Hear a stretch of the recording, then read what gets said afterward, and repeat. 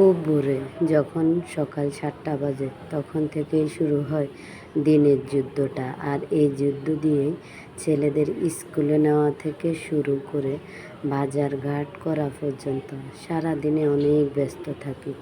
সারাদিনে কাজের আর শেষ নাই, একটার পর একটা কাজ আসতেই থাকে আর একটার পর একটা কাজ করতেই থাকি। এভাবেই কিন্তু আমার সারাদিন যায়। সারাদিনের ক্লান্তি শেষ হলে আর শরীরটা যখন খাটের উপরে লাগাই তখন আর ইচ্ছে করে না কারোর সাথে কথা বলতে। এই দিয়ে আজকের ভিডিওটা আমার শুরু হলো। হ্যালো এভরিওয়ান, আসসালামু আলাইকুম। সবাই কেমন আছেন? আলহামদুলিল্লাহ, আল্লাহর অশেষ রহমতে ভালো আছি। আর আপনারা যে যেখান থেকে আমার ভিডিওটা দেখতেছেন অবশ্যই ছোট্ট একটা লাইক দিয়ে ভিডিওটা কন্টিনিউ করবেন। আশা করি পুরো ভিডিওটা দেখবেন, আপনাদের অবশ্যই ভালো লাগবে। দেশ এবং দেশের বাইরে যে যেখান থেকে আমার ভিডিওটা দেখতেছেন সবাইকে আমার সালাম। যে দেখুন, দুটো ছেলেকে নিয়ে প্রথমে কিন্তু স্কুলে গেছি, সেখান থেকে বাসায় আসছি, আইসা কিছু রান্না বান্না করে আবার যখন সকাল 10:30 বাজে, 10টা 20-এ কিন্তু বাইরে হয়ে যায়, 10টা 30-এর ছুটি, তখন আবার ছেলেদেরকে নিয়ে কিন্তু বাসায় আসি।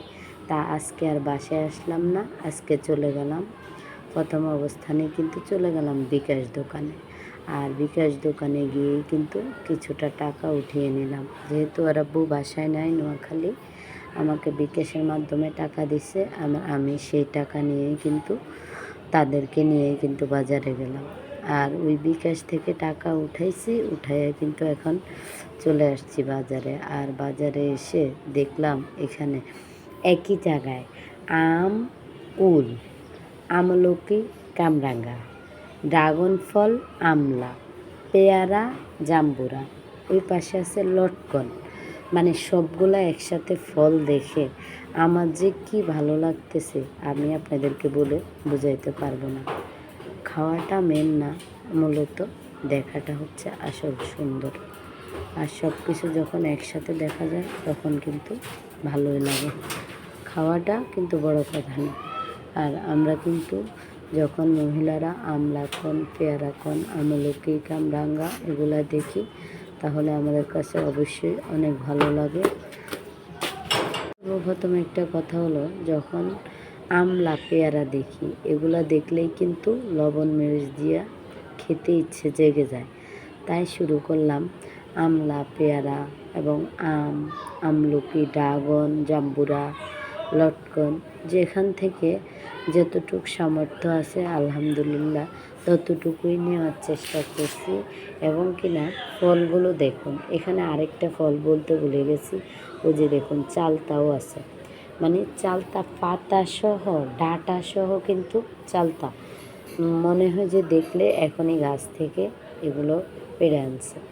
যাক, বেশি কথা না বললে নিয়ে নিলাম, নিয়ে এখন বাসার দিকে রওনা দিলাম। এই যে দেখুন এখানে কিছু সবজিও আছে। আর দুই ছেলেকে কিন্তু সামলানো খুবই মুশকিল, যেহেতু একদম মেন রোড, গাড়ি আর বনশ্রী এলাকা, বনশ্রী এলাকার মধ্যে কিন্তু প্রচুর গাড়ি, যেহেতু আবাসিক এলাকা, যার কারণে। এই যে দেখুন টাকা উঠিয়ে নিয়ে আসলাম, তো শুধু বাজারের জন্য না, কুরিয়ান সার্ভিস থেকে লোক আসবে, সেখানে তাদেরকে টাকা দিতে হবে, সেই জন্যও কিন্তু টাকা উঠিয়ে আনলাম। যে অনলাইনে 2টা ব্যাগ অর্ডার করছি, 2 ছেলের জন্য 2070 টাকা খরচ নিয়েছে, 70 টাকা।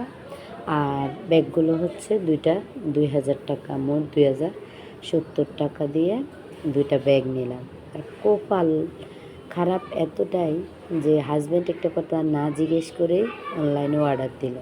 আর অনলাইনে অর্ডার দিল, সেও তো আর জানতো না যে ব্যাগটা যে এত বড় হয়ে যাবে।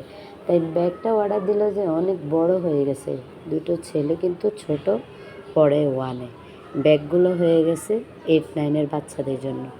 তাই এখন কি আর করব, যেহেতু অর্ডার দিয়ে দিচ্ছে, নিতেও আইছি, এদিক দিয়ে আমি নেওয়া শুরু করছি। দুঃখের বিষয়, অনেক বৃষ্টি, কুরিয়ার ভাইয়ে এই যে আমাকে যখন ব্যাগগুলো আমার হাতে দিতে গেল তখনই কিন্তু এই যে পড়ে গেল। তার সাইকেলটাই কিন্তু পড়ে গেল, এখান থেকে অনেক মালামাল কিন্তু পড়ে গেল। সেগুলো আসলে আমি ক্যামেরাটা অফ করে দিছি, এগুলো আসলে দেখানো খুব খারাপ।